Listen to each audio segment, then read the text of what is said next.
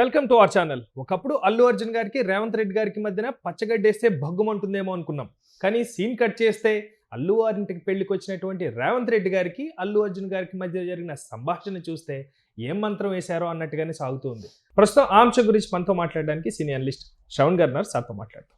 Sir నమస్తే. నమస్తే అండి. సో రేవంత్ రెడ్డి గారు అల్లు అర్జున్ గారి పైన ఎంత గుర్రుగా ఉన్నారో ప్రతి ఒక్కరం కూడా చూసాం.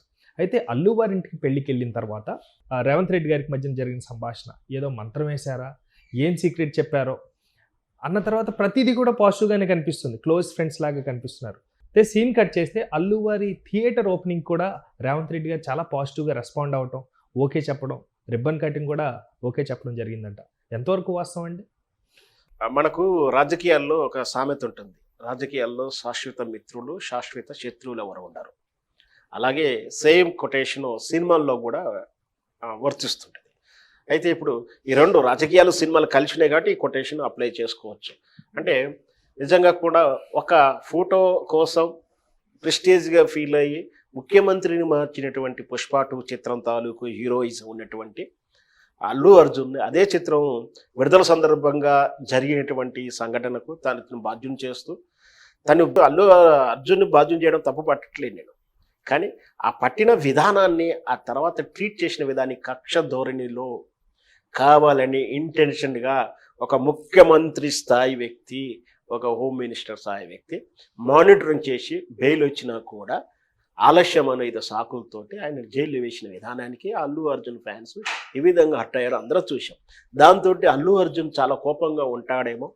వీళ్ళు అల్లు అర్జున్ వాళ్ళు అంటే సినిమా క్యారెక్టర్ అమ్మటే మనందరం ఎన్లాజ్ చేసుకున్నాం. ఇది సినిమాలో ఫోటో కోసమే ముఖ్యమంత్రి మార్చినటువంటి విధానం. రేవంత్ రెడ్డి గారు కావాలని ఇట్లా చేస్తే అల్లు అర్జున్ ఊరుకుంటాడా, అల్లు అరవింద్ ఊరుకుంటాడా, ఇట్లా చర్చలు జరుగుతున్న సందర్భంలో కట్ చేస్తే చాలా సందర్భంలో ఒక రెండు సందర్భంలో అల్లు అర్జున్ వీళ్ళు కలవడం ఏకంగా నిన్న అల్లు శిరీష్ గారింటి ఫంక్షన్కు రేవంత్ రెడ్డికి రావడం, ఇదే అల్లు అర్జున్ ఎదురు స్వాగతంగా సోదరంగా ముందుకెళ్ళి ఆనందంగా స్వాగతం వెల్కమ్ చెప్పడం, చేతులు పట్టుకొని తీసుకొచ్చుకోవడం, మధ్యలో ఏదో మాట్లాడుకోవడం, ఈ కాస్త చూసిన విజువల్స్ చూసినటువంటి సోషల్ మీడియా కానీ ఫ్యాన్సే కానీ ఆ చెవులు ఏదో మాట్లాడుకున్నారు, ఏదై ఉంటుందబ్బా అంటూ కూడా చర్చలు జరిగినాయి. సో అది కట్ చేస్తే 2 రోజుల తర్వాత ఇప్పుడు అందుతున్న వార్త ఏంటంటే ఈ త్రిబుల్ ఏ అనే థియేటర్ కోకాపేట్లో వీళ్ళు అల్లు ఫ్యామిలీ నుంచి థియేటర్ ఒక మల్టీప్లెక్స్ థియేటర్ ఒకటి ఓపెనింగ్ అవుతుంది. ప్రారంభానికి అది రేవంత్ రెడ్డి గారి చేతుల మీదనే ప్రారంభించడానికి సర్వసిద్ధమైందని కూడా వార్తలు అయితే వస్తున్నాయి. అది అఫీషియల్ వార్త అయితే కాదు, కానీ రేవంత్ రెడ్డి గారిని వీళ్ళు సంప్రదించినట్టు వస్తానికి ఆయన సుముఖత చూపినట్టుగా తెలుస్తుంది. ఇది మాత్రం అఫీషియల్ వార్త కాకున్నప్పటికీ ఆల్మోస్ట్ ఇదైతే ఇండస్ట్రీలో మొత్తం వార్త గాసిప్స్ కంటింది. అంటే ఇక్కడ ఏంటి, అరే అంతగా ఇబ్బంది పెట్టినట్టు అల్లు అర్జున్ని రేవంత్ రెడ్డి ఇంత స్నేహపూర్వకంగా ఎలా ఉండగలుగుతున్నారు అనేది చర్చ. నేను అందుకే చెప్తున్నాను, వ్యాపారం చేసేవాడు కానీ రాజకీయం చేసేవాడు కానీ సినిమా వ్యవహారంలో కానీ శాశ్వత శత్రువులు ఎవరు ఉండరు. అంటే ఒక దెబ్బకు మనం చూస్తుంటాం సహజంగా. మనం బయట ఎక్కడో బాధ్యత రహితంగా ఉన్నప్పుడు ఎన్ని గొడవలైనా పెట్టుకుంటాం, ఎలా మాట అయినా పడతాము, ఇంకో మాట అంటాం.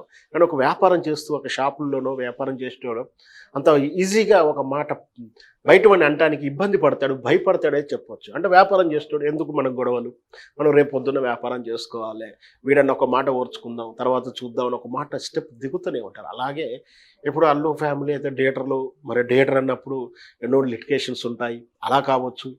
లేదంటే ఎందుకులే ప్రభుత్వాలతోటి పెద్దవాళ్ళతోటి మనకు చూసినట్టు పోవాల్సి అనుకోవచ్చు.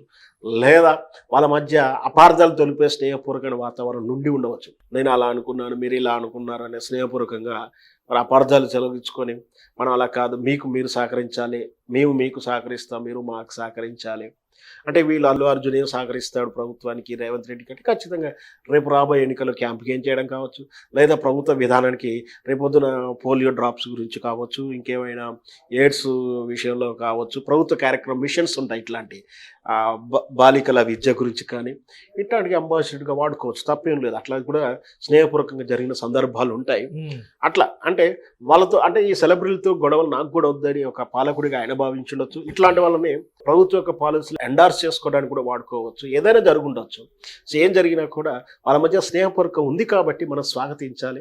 ఆ కోపాన్ని మనసులో పెట్టుకుని అల్లు అర్జున్ కానీ అల్లు అరవింద్ వారు కానీ రేవంత్ రెడ్డి శత్రుగా భావించి తెల్లారి నుంచి ఆయనకు ట్రోలింగ్ చేస్తూ ఆయన మీద నెగిటివ్ క్యాంపెయిన్ ఇవన్నీ చేయడం కాకుండా వాళ్ళతో స్నేహంగా ఉంటూ వాళ్ళ ఇంటి పెళ్లికి అతిథిగా పిలుచుకోవడం, మళ్ళీ అదే వాళ్ళ వ్యాపార ప్రారంభోత్సవానికి ఒక ముఖ్యమంత్రిగా రేవంత్ రెడ్డి గారిని ఆహ్వానించడం అనేది శుభపరిణామం చూడాలి. ఏ వార్తలు చదివినా గాసిప్స్గానే చూడాలి తప్పించి వాటిలో నిజం ఉంటాయని మాత్రం అనుకోవడానికి వీలు లేదు. Right. Thank you sir, thank you so much. Thank you viewers, bye.